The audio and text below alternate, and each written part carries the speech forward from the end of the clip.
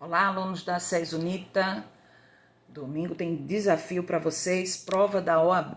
E eu decidi passar por aqui para que a gente possa conversar um pouco a respeito de direito da criança e do adolescente, uma das disciplinas exigidas na prova de vocês.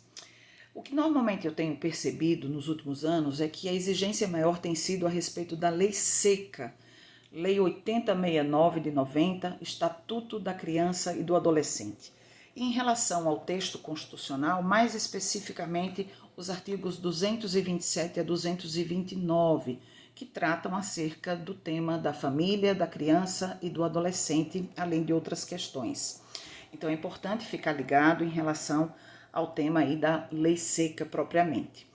Em relação a outros aspectos, a gente tem visto a temática da principiologia, né, norteando a aplicabilidade prática desse microsistema que é o direito da criança e do adolescente, mais especificamente em relação a três princípios específicos. O princípio da proteção integral, ou doutrina da proteção integral, né, que foi abarcado pelo nosso sistema constitucional desde 1988, com uma mudança significativa de paradigmas, passando a compreender a criança e o adolescente como verdadeiros sujeitos de direito, como pessoas em desenvolvimento e, a partir de então, dando uma nova roupagem, né, aquilo que era uma doutrina da situação irregular e passando agora a enxergar essa criança realmente como um ser em desenvolvimento, como alguém que é dotado de fato de direitos e que é detentora realmente desses direitos e merecedora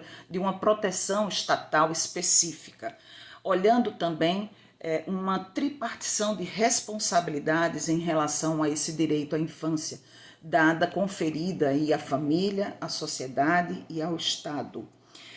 Além desse princípio, a gente visualiza também o princípio do interesse superior da criança, ou do melhor interesse da criança, como normalmente a gente enxerga em relação à jurisprudência, e também o princípio da prioridade absoluta, né? Seja em relação à prestação do socorro, seja em relação ao orçamento, à destinação de recursos públicos, ou mesmo às políticas públicas sociais direcionadas a crianças e adolescentes. Então, de um modo geral, a gente enxerga um tratamento diferenciado, né, onde há um olhar do Estado que tem essa condição primária de responsabilidade em relação às políticas adotadas, em relação ao tratamento voltado para crianças e adolescentes. Uma outra temática que também é muito frequente em relação a esse conteúdo é a temática da colocação da criança e do adolescente em família substituta. E aí é importante a gente lembrar que são três especificamente os institutos, né, que nós trabalhamos a respeito dessa temática. São a guarda, a tutela e a adoção. A guarda, especificamente, ela diz respeito a uma forma temporária, provisória, de colocação em família substituta, onde se pretende regularizar uma situação de fato da criança e do adolescente, uma posse de fato em relação à criança e ao adolescente. Tem sempre uma natureza provisória, porque o que se pretende é que ela volte à sua família de origem, à sua família natural, ou eventualmente que ela seja encaminhada a uma família substituta, seja efetivamente levada aos pais adotivos. E uma coisa que é importante que a gente entenda, que relembre em relação à guarda, é que não há destituição do poder familiar em relação a essa medida de colocação em família substituta. Obviamente, se a gente pensar que ela vai ser encaminhada a colocar a adoção, aí sim, quando a gente for falar na adoção, é que a gente vai falar na destituição do poder familiar. Uma outra coisa que é importante lembrar é que essa guarda, como medida de colocação em família substituta, não se confunde com a guarda que decorre do poder familiar. A guarda que decorre do poder familiar é aquela que é exercida pelo pai, pela mãe, né, no exercício do seu poder familiar. Então, cuidado para a gente não confundir isso lá na hora de uma questão, né, e acabar caindo em alguma pegadinha, né, boba em relação a esse conteúdo. A tutela, por sua vez, também visa regularizar uma situação de fato, né, em relação àquele que é menor de 18 anos, mas diferentemente do que acontece em relação à guarda, ela pressupõe a suspensão ou a destituição do poder familiar. E ela transfere o poder, né, o direito de representação do tutor, permitindo a esse tutor a administração dos bens ou dos interesses do pupilo. É possível, inclusive, que a tutela seja instituída por meio de testamento. Então, os pais, em caso de morte, eles podem, por meio do testamento, designar um tutor em relação aos filhos. E esse tutor terá o prazo de 30 dias para ingressar com essa ação judicial, pleiteando a colocação dessas crianças ou adolescentes em família substituta, né, na condição da tutela especificamente. É possível falar-se também na medida de caução em relação ao tutor, ele ter que prestar uma caução para administrar esses bens e interesses do pupilo.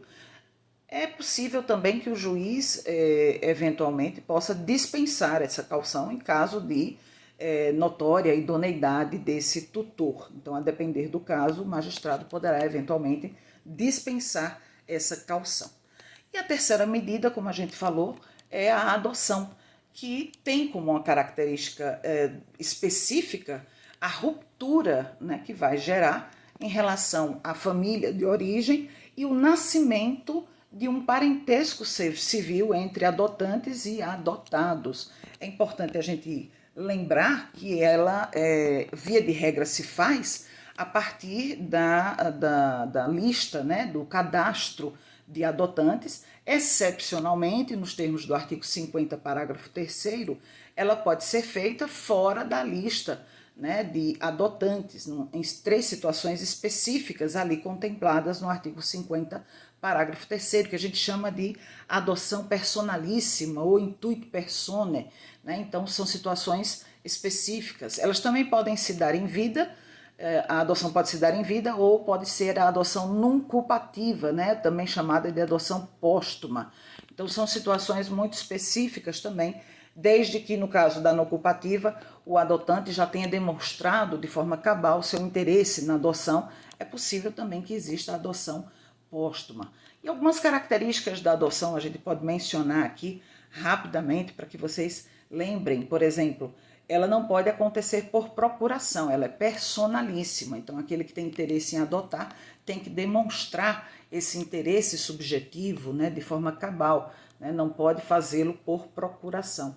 A adoção é uma medida excepcional e é incaducável. Então, mesmo com a morte dos adotantes, não vai se reestabelecer o vínculo com a família de origem, né? Então, é importante que a gente saiba que a adoção ela tem uma característica de plenitude, né? E ela é incaducável, né? E ela é plena porque, de fato, os filhos adotados, eles passam a ostentar os mesmos direitos que os filhos biológicos. Não há qualquer distinção permitida pela Constituição em relação aos filhos biológicos.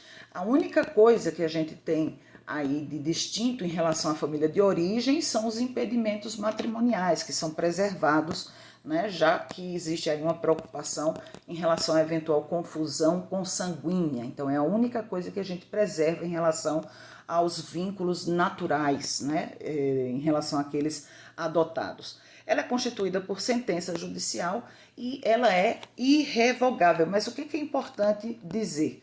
Recentemente, o STJ adotou algumas posições de mitigação dessa compreensão acerca da irrevogabilidade da adoção. E aí eu sugiro a leitura do informativo 691 do STJ, né, que entendeu que essa regra da irrevogabilidade da adoção ela não é absoluta, né, e admite uma certa mitigação com base especificamente no princípio do interesse superior da criança.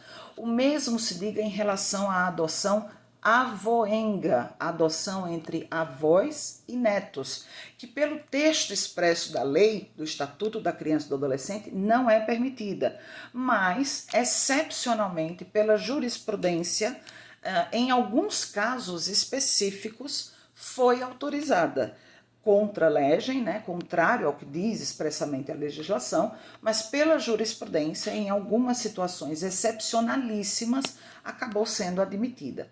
Então, veja, se a gente tiver, por exemplo, uma questão em que se pede o entendimento da legislação, a gente obviamente vai entender pela irrevogabilidade e pela impossibilidade da adoção avoenga. Mas se a gente entender, ou se a questão ela seguir pelo caminho, ela se guiar pelo caminho da jurisprudência, a gente vai ter um posicionamento distinto, né? O STJ se posicionou no informativo 691 pela mitigação da irrevogabilidade.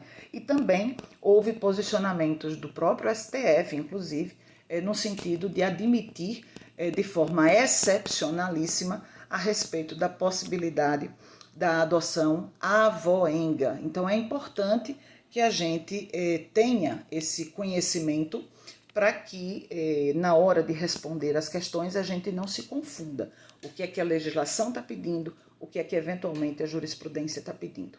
Bom, essas são as dicas que eu trago para vocês, espero ter ajudado de alguma forma, estou aqui torcendo, tenho certeza que vai dar certo, desejo a vocês sucesso, cabeça fria, tranquilidade, que vai dar tudo certo. Boa sorte, uma boa prova para todos vocês.